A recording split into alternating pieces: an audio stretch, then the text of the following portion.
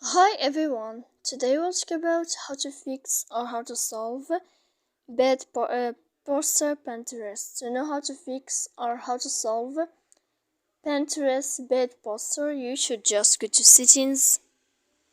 After that, in this page, we go to click apps, default apps, app settings. When you find this list, you will search about this window of Pinterest. Here in this page of app info, you will enter to first stop and we click OK. Then we go to click storage. Here we click clear cache. And in the end, you can turn off your phone. So please don't forget to support us by like and subscribe.